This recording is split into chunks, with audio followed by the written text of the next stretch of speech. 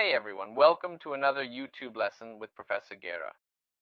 Today we're going to dive into the topic of human evolution. First off, forget that image of monkeys lined up evolving into humans. You know, that scale of nature thing. It's not accurate. Evolution doesn't work like that, with one species being better than another.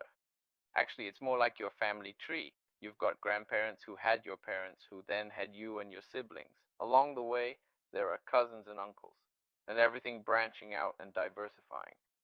That's pretty much how evolution works. One species gives rise to others, they change over time, one might replace another, but it's not linear, and it's not about improvement. You might have heard this before, but here's a fun fact. You're a primate. We primates are mammals with opposable thumbs. We descended from an arboreal ancestor that lived in trees, and our earliest relatives, the Primates, date back to the Eocene period. But we're not going to talk about all primates here, from the golden lion tamarin to, I don't know, the lemurs of Madagascar, or even stranger animals. We're going to focus solely on hominoids. We're looking at the Oligocene period, about 28.4 million years ago. So what characterizes this hominoid superfamily? We have, for example, among various traits, classifications that are all based on small anatomical details and such. It's a bit tedious to list them all, as they're somewhat obscure names and concepts that are hard for the general public to understand. What I can tell you is that we have a broad chest, an ample thorax, and our shoulder blades, or scapulae, these bones at the back, are positioned towards the back. Of course, this backbone is located on the back, but it's not so obvious when you compare it to quadruped animals. In those, the thorax is narrower to accommodate the position of the front limbs, and since the limbs face downward, the shoulder blade is positioned more to the side.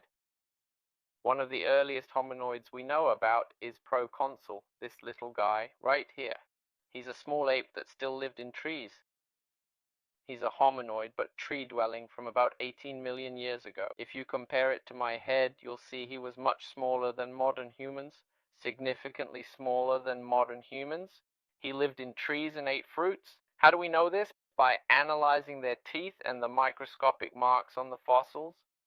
They had a brain size of about 150 cubic centimeters, and throughout this lesson, we'll see how this changes over the course of hominid evolution.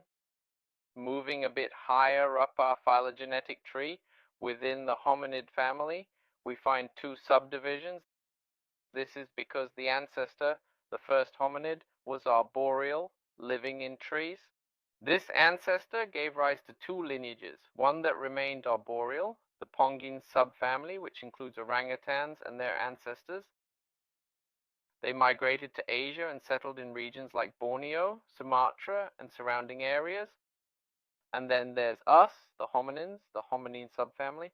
We started as somewhat quadrupedal, gradually shifting to optional bipedalism, before eventually developing our current obligatory bipedalism. This transition occurred during the Pliocene epoch, about 5.3 million years ago in Africa. Due to global cooling, tropical forests retreated to the western parts of Africa, while savannas began to dominate the eastern regions. The savanna grasslands advanced, creating an open environment with scattered trees, primarily dominated by herbaceous vegetation, with occasional shrubs and isolated trees here and there. In this context, it became impossible to remain as tree-dwelling primates. So what did our ancestors start to do? They began to adopt a more bipedal posture. Listen up, folks. Now, I'm not saying that one day a monkey just decided, hey, I think I'll start walking on two legs from now on. That's not how evolution works, got it? Nobody just wakes up one day and says, I think I'll evolve today. And poof, it happens. It's not that simple.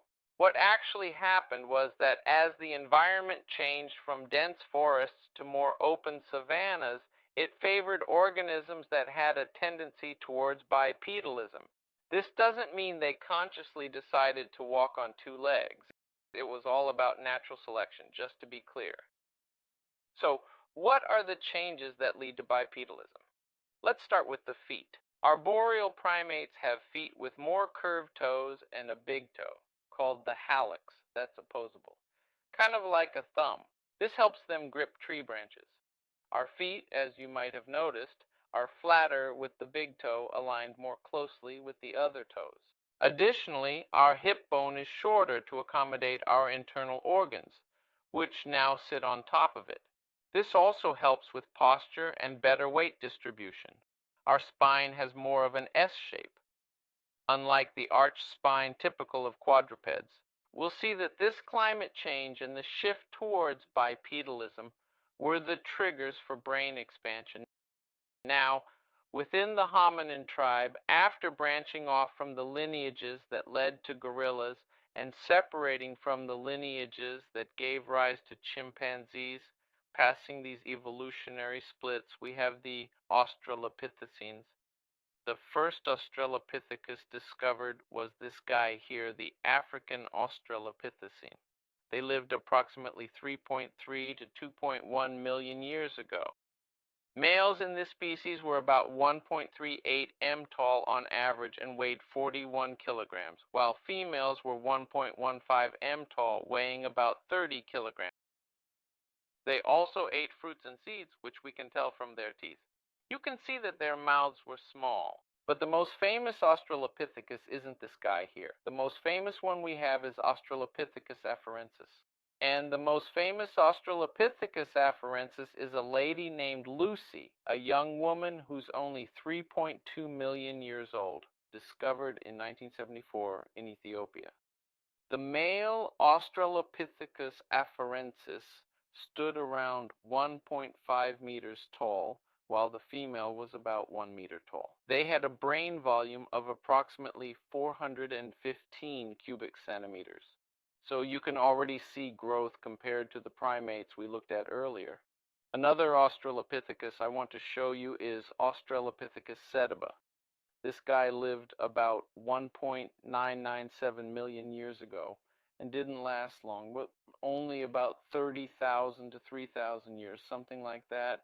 It was a short-lived species, but it's probably the direct predecessor of Homo. It's the direct ancestor of the genus Homo. So this one is directly our great-great-great-great-great-great-great-great-great-great-great-great-great-great-grandfather. Let's make a side note here just to emphasize that evolution isn't a linear progression. We're going to take a small detour to a branch that has nothing to do with humans. Still derived from Australopithecines, but not belonging to the lineage that gave rise to the genus Homo, we have the robust Australopithecines. They got this name precisely because they were stocky, with very large bones, big mouths, large jaws, and very strong teeth capable of crushing a root, for example. Although studies of their teeth showed that they didn't habitually feed on roots or hard foods, they were capable of doing so if necessary. The first one I have to show you here is a Paranthropus aethiopicus. Its name already gives us a clue. Paranthropus means parallel man, parallel to humans. It's not part of our lineage. This one is like a distant cousin. And Paranthropus aethiopicus lived around 2.7 to 2.3 million years ago. Another guy we have here is Paranthropus boisei, who lived from about 2.3 to 1.2 million years ago. The males were around 1.30 m to 1.37 m tall, weighing about 49 to 50 kilograms. And the females measured up to about 1.25 m, give or take. They weighed around 35 kilograms. The last guy here then is Paranthropus robustus. His name says it all. He was shorter and heavier than boisei. He also lived around 1.8 to 1.2 million years ago. And our genus, the genus Homo, came into existence about 2.4 million years ago. The oldest representative of the genus that we have is Homo habilis, the handy man. Homo habilis lived from about 2.4 to 1.4 million years ago. They were on average 4 feet 3 inches tall, weighing around 70 pounds. They were already making tools. They could construct their own tools. Why? Because they had a much larger cranial capacity, ranging from about 630 to 700 cubic centimeters, and they had very skilled hands. Their very name says it all, Homo habilis, meaning handyman, and they could make their own tools. Moving on, we have this guy, Homo erectus. Hold the jokes, please. Homo erectus was the first to leave Africa.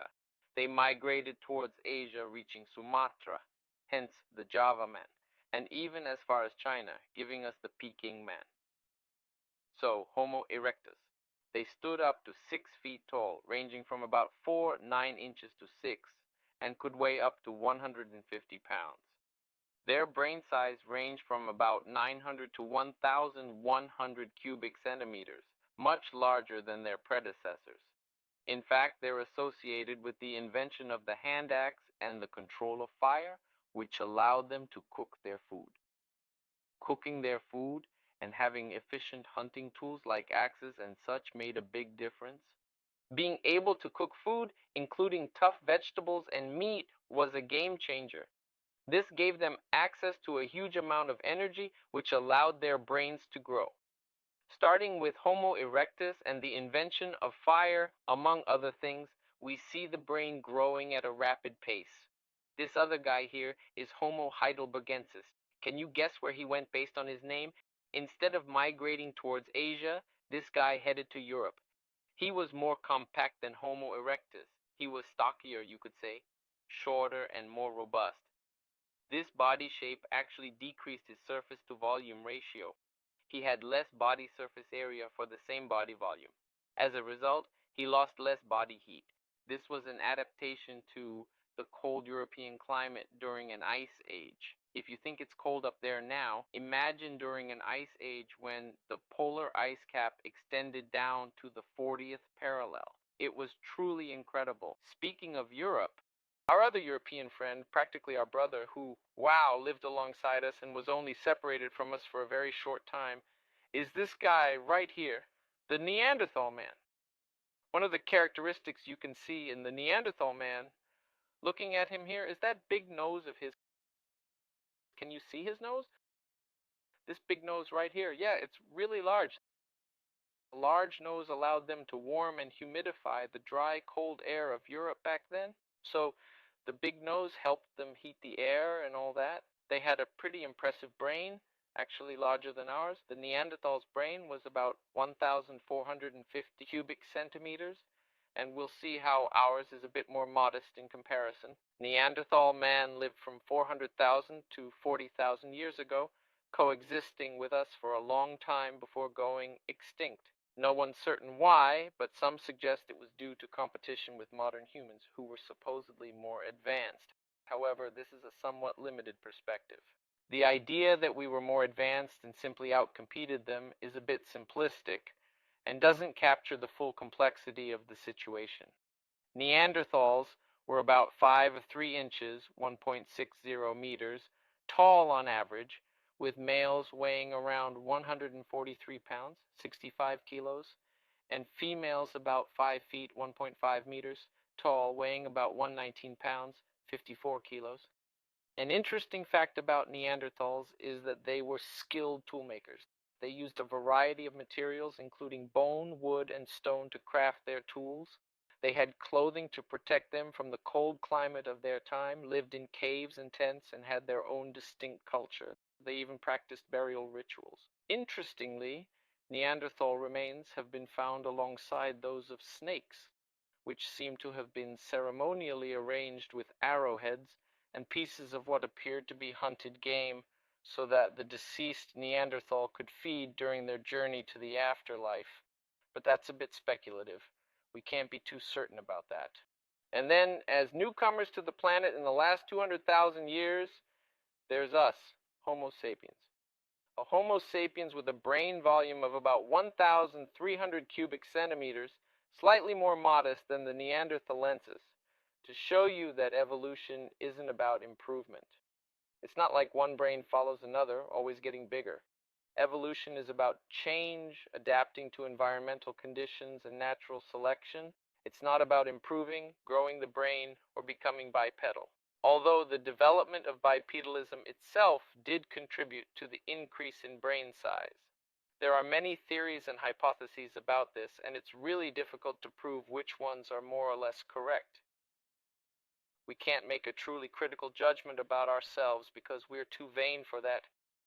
Just look at all the controversy surrounding Darwin when he first declared that humans and apes shared a common ancestor. I can't stress this enough. It doesn't mean humans evolved from any living apes. We simply had a common ancestor. But even suggesting that humans and apes were related was considered outrageous in the Victorian era. Even today, many people still can't accept that we're related to our monkey cousins. So, how does this whole bipedalism thing work? As the climate cooled in Africa and savanna replaced forests, those with a tendency towards bipedalism could spot predators from further away and had their hands free to use tools, giving them an advantage over those who were more quadrupedal. This led to their increased selection in the population. With more descendants, these more bipedal individuals could team up with their tools and hunt together. Hunting together, this social interaction stimulates the intellect. It's true, social interaction ends up stimulating culture, encouraging the exchange of information, and kind of promoting the development of a more sophisticated language. This favors brain growth. At the same time, hunting in groups means we have more food. Now, with more food and a certain division of labor, we have excess energy to feed a bigger brain. All of this contributes to brain growth. One thing feeds into another until Homo erectus comes along, invents fire, and can cook food, essentially pre-digesting it. The act of cooking makes digestion much easier and greatly improves nutrient absorption. And then, foods that were previously very difficult to digest, seeds that were hard to swallow, now become part of the diet. And we start to gain even more energy to power a larger brain to be able to learn and study.